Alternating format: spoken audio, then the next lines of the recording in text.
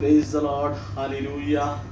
परमेश्वर का धन्यवाद हो आज के सुंदर दिन के लिए कि परमेश्वर ने ये मौका दिया कि हम और आप एक बार फिर से मिल सके। और सच में इस बार हम लोग काफ़ी लंबा गैप हो गया।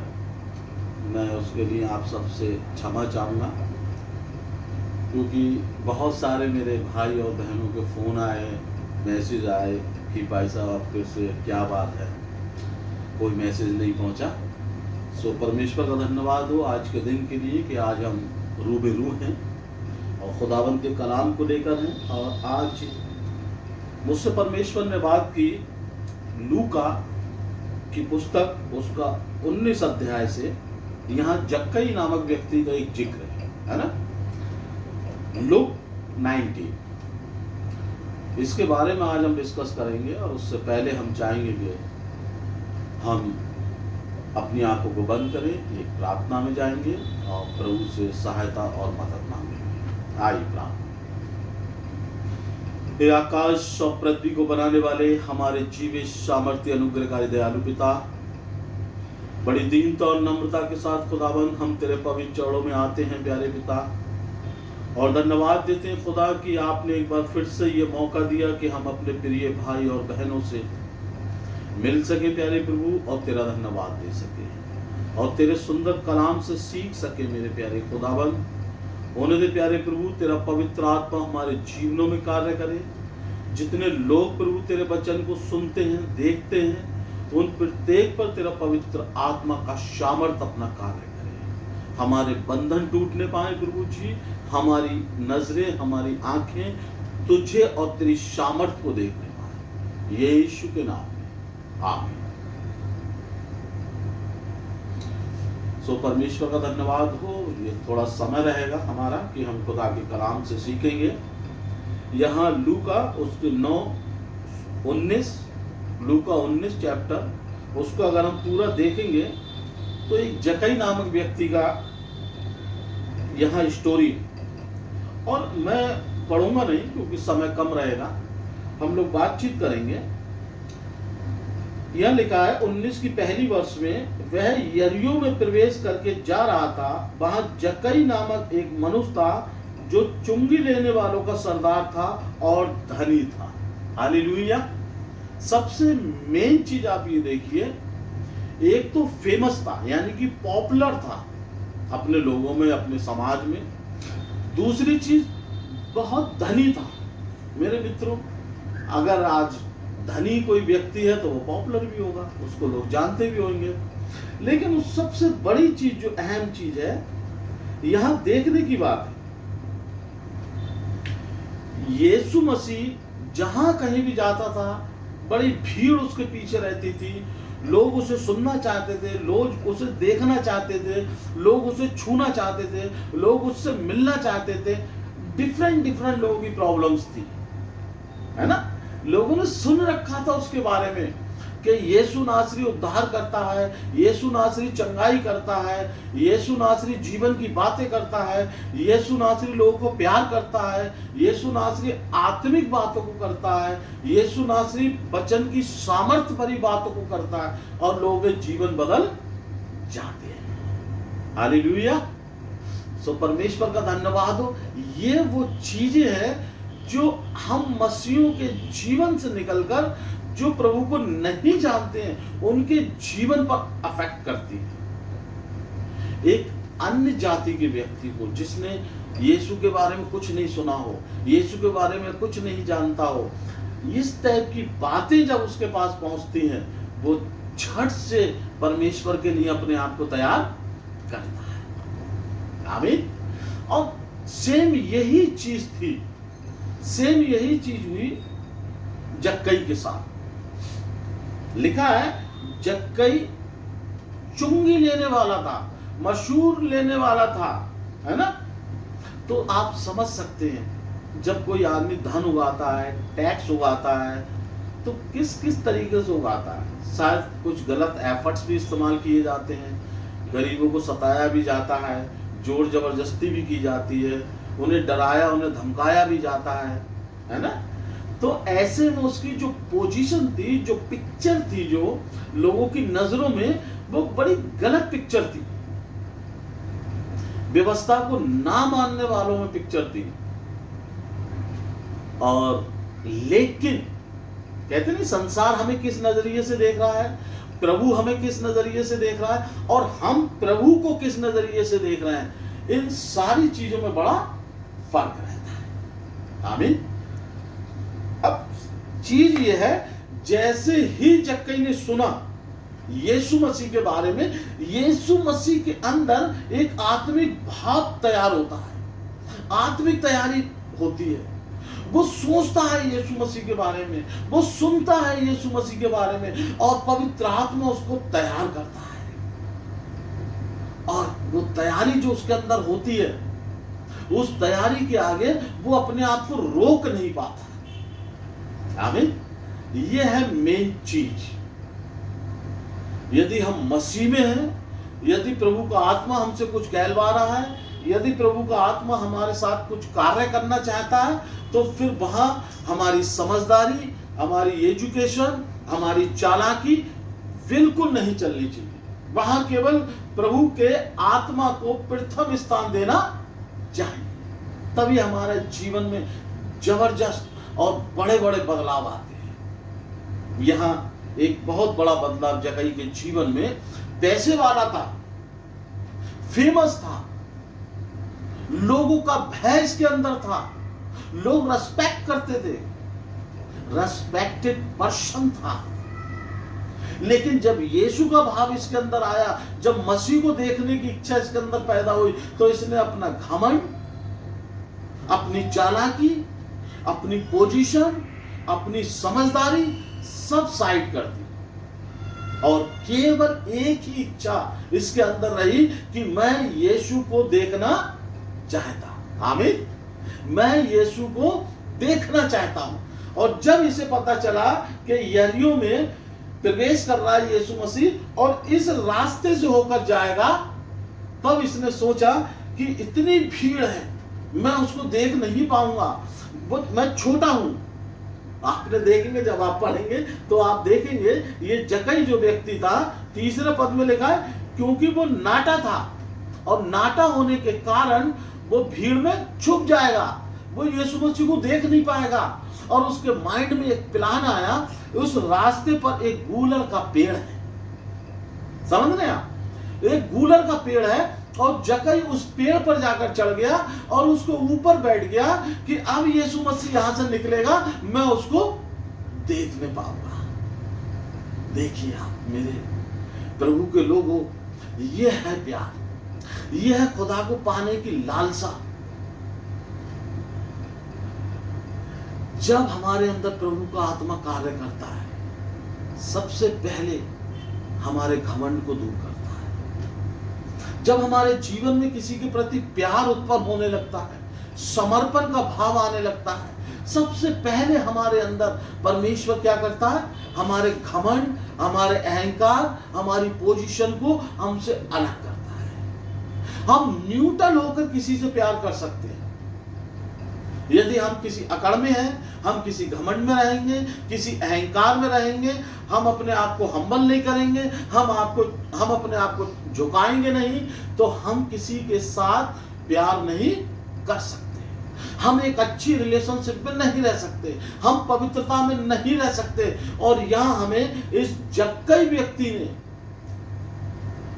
सिखाया है मानव जाति को। उसके पास क्या कुछ नहीं था, दौलत थी, शोहरत थी, दुनिया की इज्जत थी, लेकिन जब यीशु मसीह का प्यार इसके अंदर उमड़ा, यीशु मसीह को देखने की इच्छा इसके अंदर उत्पन्न हुई, इसने अपने घमंड, अपने अहंकार, अपना पैसा सब कुछ साइड में रख करके इसने ये नहीं सोचा कि पेड़ पर मैं चढ़ूंगा तो लोग क्या सोचेंगे। आमीन। आप और मैं जानते हैं कि पेड़ पर कौन लोग चढ़ते हैं। कोई इनकम टैक्स कलेक्टर या कोई सम्मानित व्यक्ति पेड़ पर नहीं चढ़ सकता।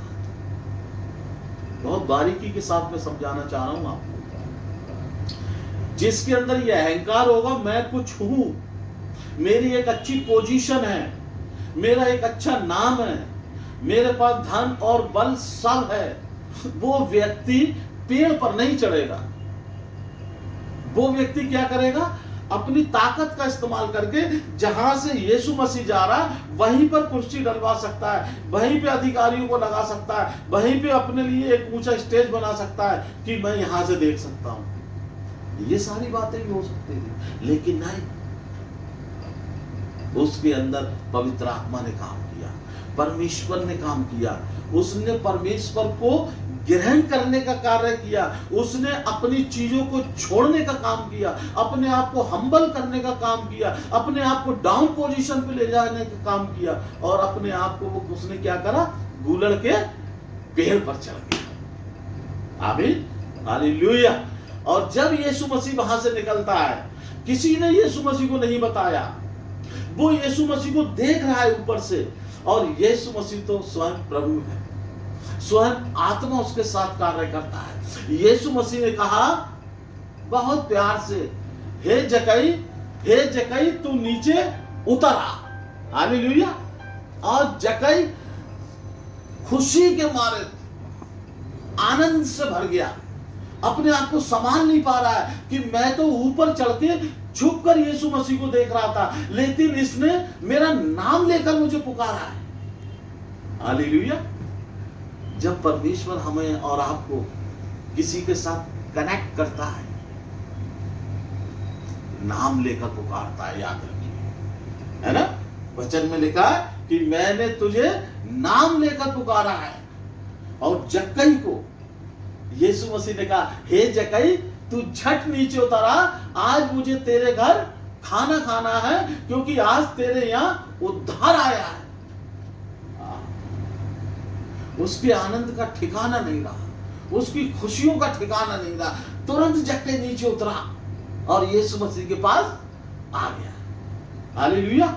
और बहुत सारी जो भीड़ थी, जो यीशु मसीह के बिलीवर्स जिन्हें कहना चाहिए, यीशु मसीह के साथ रहते थे, यीशु मसीह के चेले जिन्हें कहना चाहिए, वो सारे लोग ये सुनकर दंग रह गए।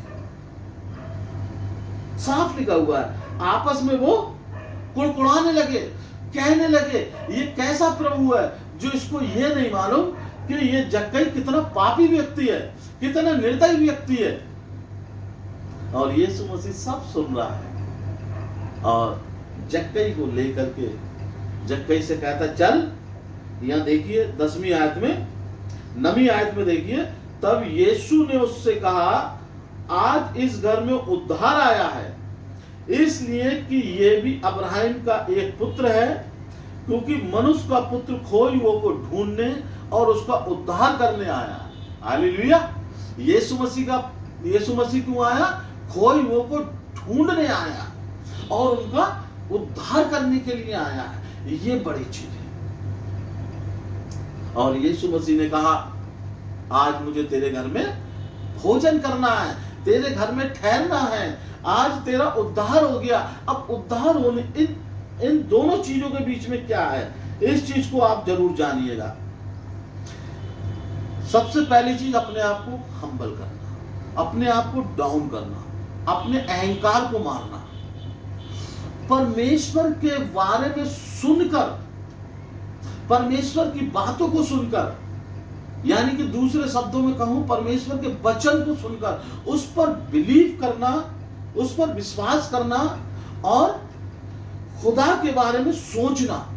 जब जक्कई ने सुना यीशु मसीह के बारे में कि वो चिन्ह चमत्कार करता है, वो वचन की बातों को आसानी से समझाता है, वो लोगों से प्रेम करता है, तब वो अपने आप पवित्र आत्मा में तैयार होने लगा।